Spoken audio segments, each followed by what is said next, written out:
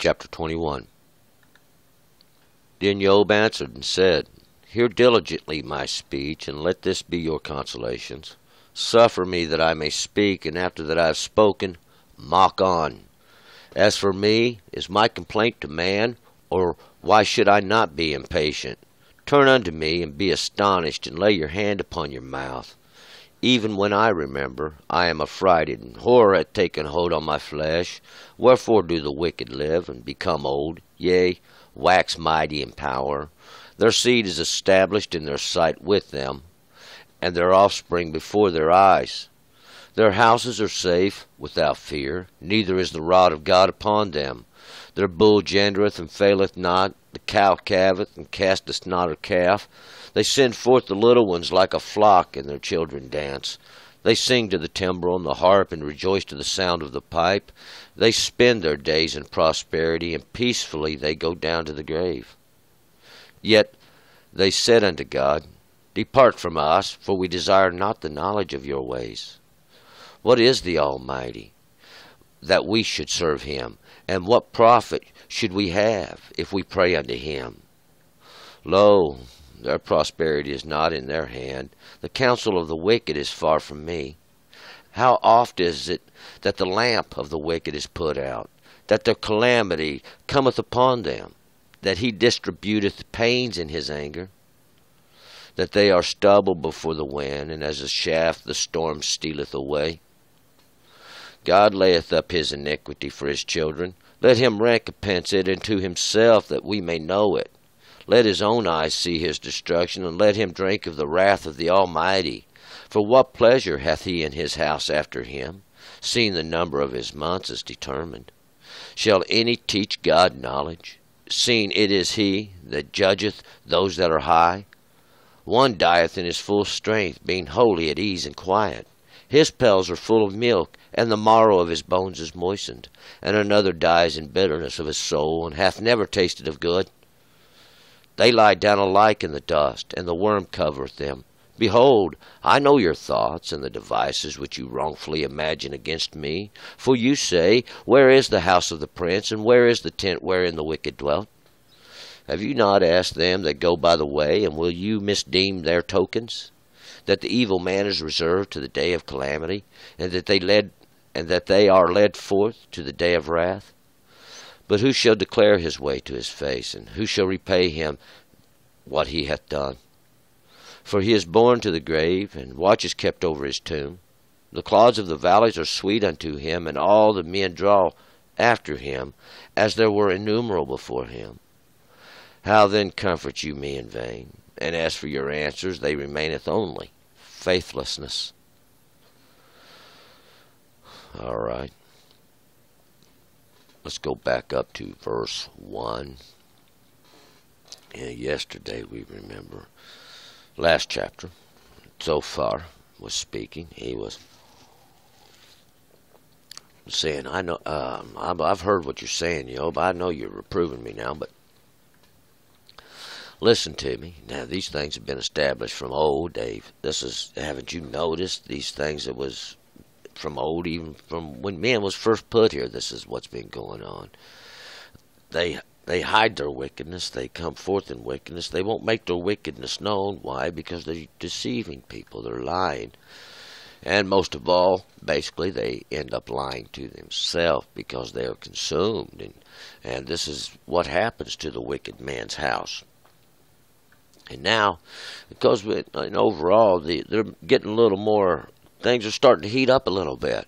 Things are starting, I know it's hard to tell by the words they use, but the attitudes are starting to change, and everybody's starting to get a little more aggravated with Job, because Job's maintaining his innocence, and these seem to think that just because Job's in a bad state, that he seems to be a sinner. But we'll find out it's not the case. That's not how we recognize sin. But we're going to pick it up here in verse 1. And with Job. And Job's going to answer so far. Verse 1. Then Job answered and said, 2. Hear diligently my speech, and let this be your consolations. Hear diligently, or listen closely to what I got to say. and let this be your consolations. Let this be your counsel even. Let this be your consolement. Let this be that which eases you just a little. And remember, Job means hated. Job means disliked. It's somebody who's browbeaten, and that means to be looked down on and talked down to. 3. Suffer me that I may speak, and after that I've spoken, mock on. So Job's saying, now listen real close to what I got to say, and give me a minute, let me speak. And after that, when I get done speaking, you can make fun of me just like you've been doing if you want. 4. As for me, is my complaint of man, or why should I not be impatient? As for me, is my complaint of man? Am I complaining about someone or complaining to someone even? No, Job was making his supplications before the Lord. Or why should I not be impatient and look? And Job's current state is he's sick. He's lost everything he's got. Now he's being afflicted with some kind of great skin problem, and Job's greatly suffering. And he's saying, why shouldn't I be short? And this to be short is to be a little bit upset, to be a little bit short, to be quick to judgment, or a little bit of quick to anger. 5. Turn unto me, be astonished, and lay your hand upon your mouth. Turn unto me now. You turn and look at me, and be astonished. Lay your hands upon your mouth. Be astonished, be amazed. Lay your hand upon your mouth, or lay your works upon your mouth, that which pours out. It'll shut you up. If you just look at me, well, we'll find out. Job was covered with boils. He was in a bad way. And yet he was going to sit here and tell these gentlemen just like it is. And that's another way to put your hand over your mouth, is to show your astonishment, show your amazement. 6. Even when I remember, I am affrighted, and horror hath taken hold on my flesh. Even when I remember, all well, Job is these things that's happened to him. I mean, in just a short period of time, all this manner of evilness and this horror that has taken hold of his flesh, or this man on the outside that you see, and he's being greatly punished. 7. Wherefore do the wicked live, become old, yea, wax mighty in power? Why do the wicked live? Why are the wicked here? Why do they become old, wax mighty in power? Seems like the wicked ones are always the ones that reach up and achieve great power. And even these powers in the earth, in governments and other areas of man's life, where they seem to try to take power and manage, and some kind of way they try to rule, thinking they in some way know the best way for everybody. 8. Their seed is established in their sight with them, and their offspring before their eyes. Their seed is established in their sight. Oh, they have, and this is one way we can say they have children. See, they have their children, and their understanding that, see, their children are established. They've made a way for them. They've got a way that they're going to prosper, and everything's good. I mean, they have no problems. 9. Their houses are safe without fear, neither is the rod of God upon them. Their houses are safe. They don't have a lot of the problems that other people have. We'll find everybody's got their own set of problems. It just depends on what set of problems you decided to pick up. And they live without fear, though. Neither is the rod of God upon them. We don't see the punishment of God upon them. We can look, and heck, we don't see nothing wrong. Everything looks great. 10. Their bull gendereth and felleth not. Their cow calveth and casteth not her calf. The bull gendereth. And what this bull is, he brambles around, and really what he does is he gets out of his field and goes over into the neighbor's field and eats his grass. And the neighbor don't care. Why? Well, they're rich and famous and everything's great, and it's okay. But you let that, this would be, creates a double standard, so to speak. But there ain't no problems if his bull gets out and does a little damage.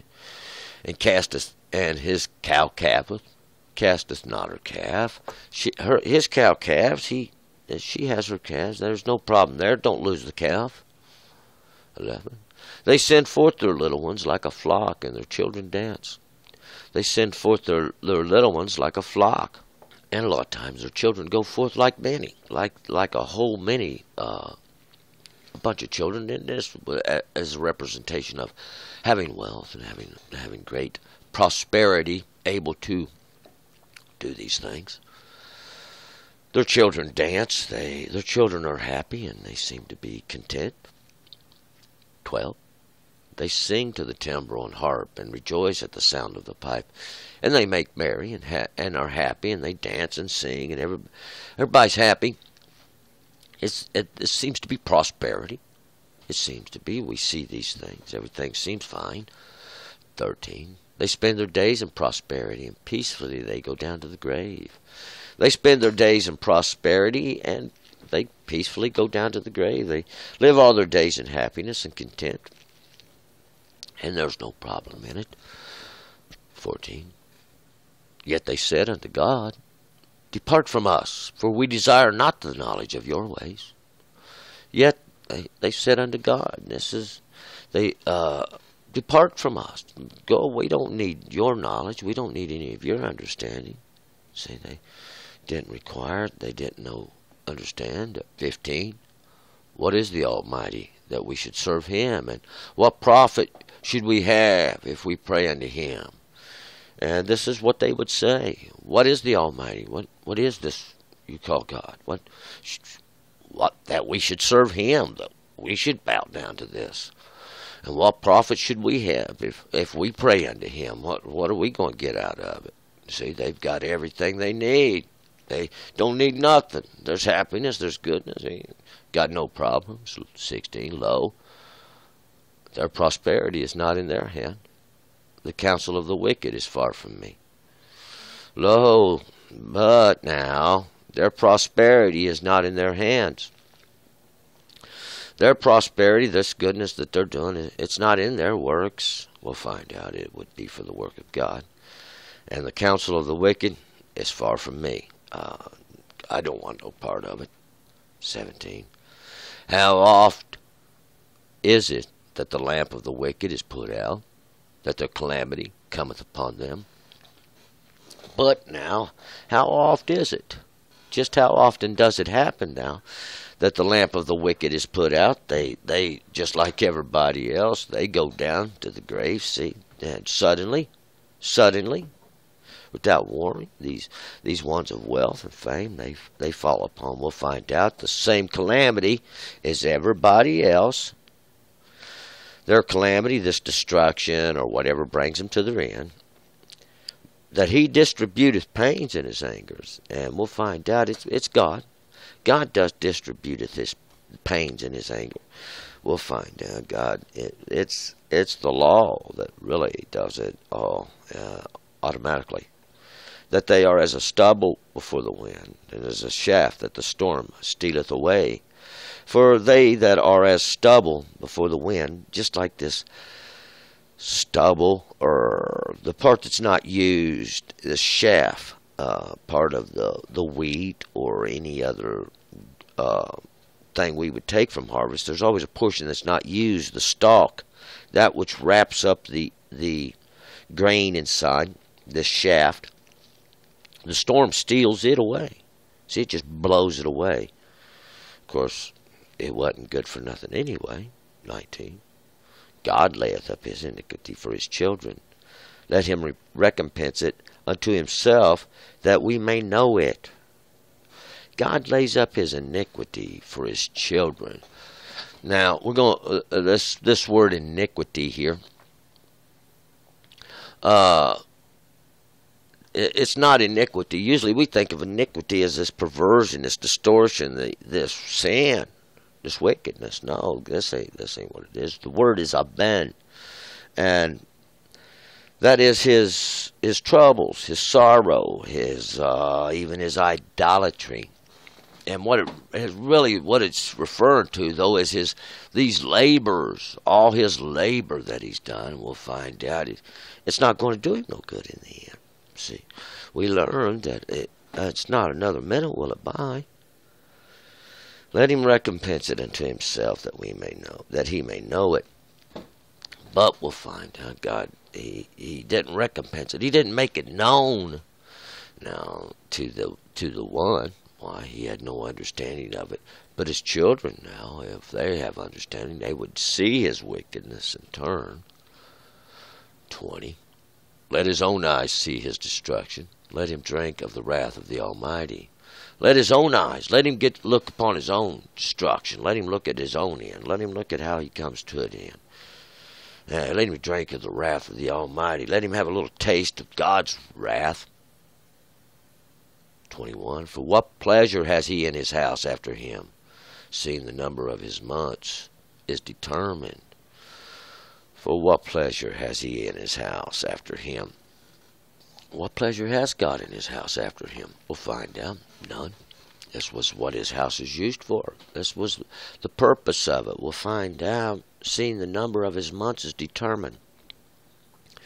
The number of his lesser lights, these periods under lesser light, these periods under even the moon. The moon was a light given over the darkness to rule it.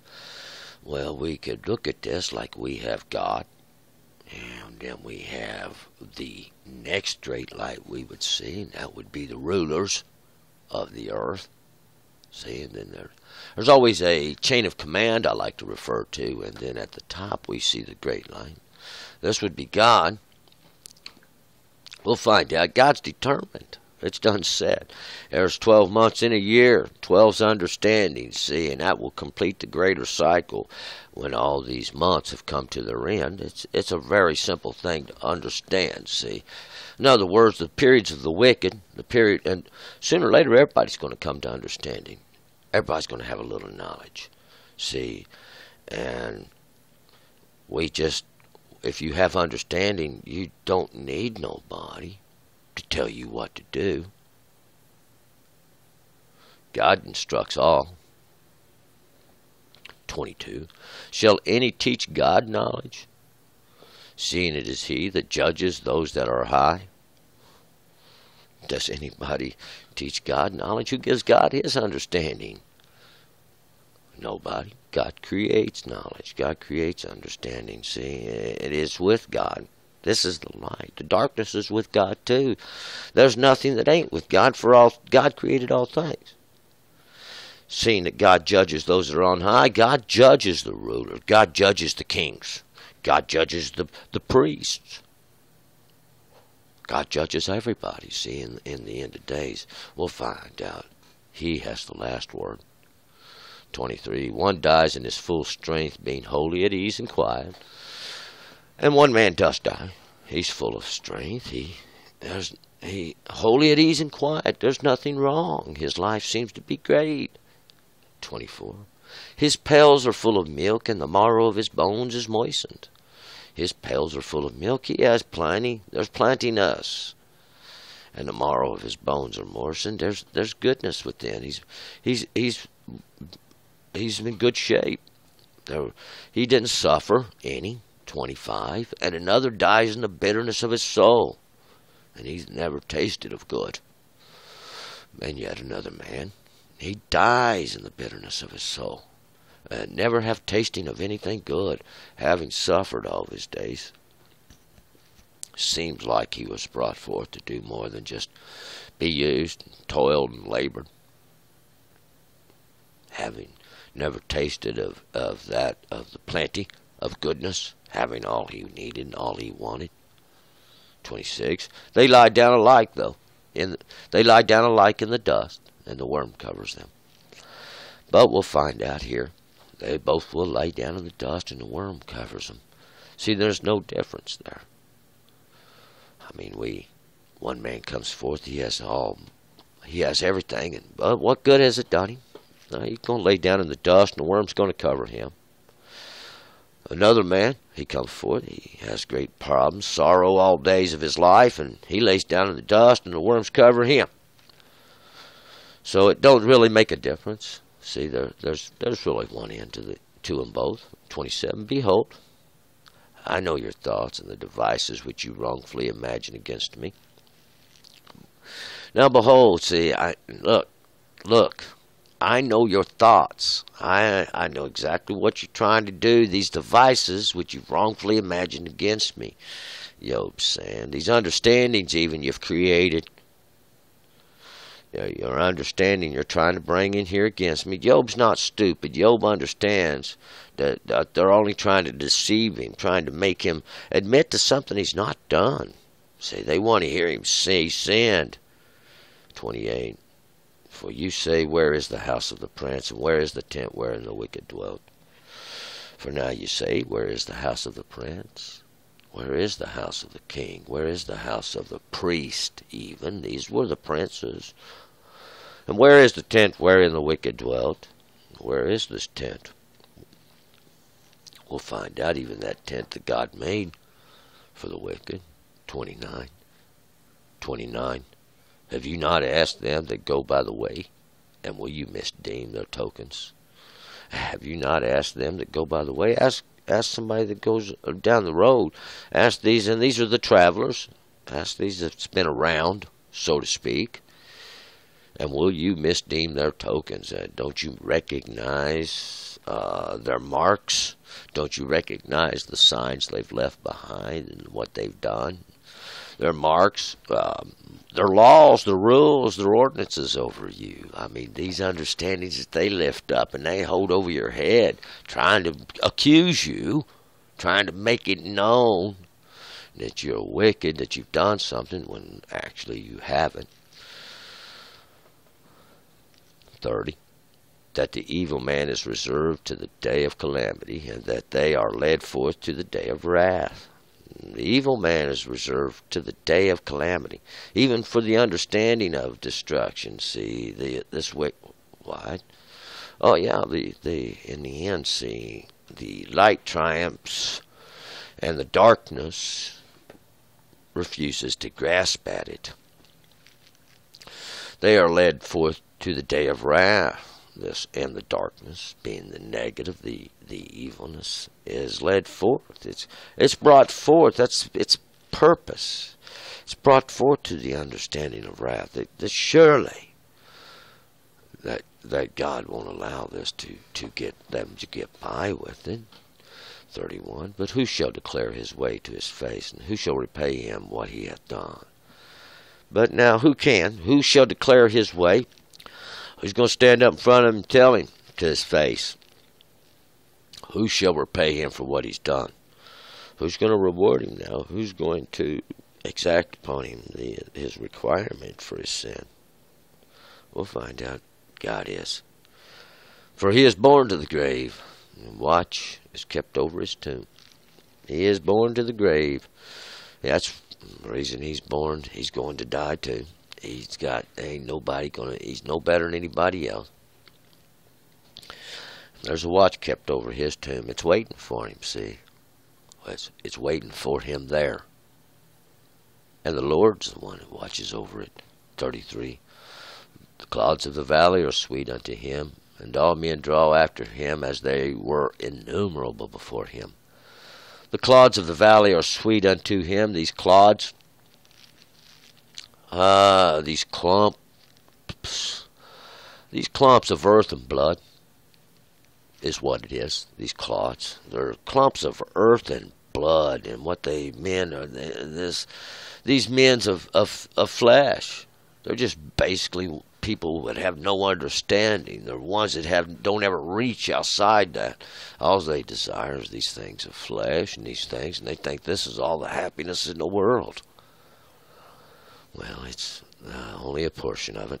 And these that draw after him, or these that come toward him, all these ones, they are as innumerable before him. And this word innumerable here, if we take a look at this word innumerable, we're going to find out it's relative. Those that are relative, mispar, these that, they're relative. It's a number, it's a tale, it's an account, according to the number, a recounting, or a relation. See, and this would be actually what it is. They are like they're relative to him. But we'll find out they're not relative. They are. They may act like it. 34. How then comfort you me in vain? And as for your answers, they remaineth only faithlessness. Now how then do you comfort me in vain? Job's showing, I understand everything you know. You got no understanding that Job don't have. There's no knowledge that Job doesn't have. God creates knowledge. God creates understanding. God give it to us all in the beginning. It's kind of like the manna there. It doesn't matter how much you go out and gather. You're only going to get so much. And how these words that they try to comfort, they call these comforting words. Like Job said, you're sorry comforters.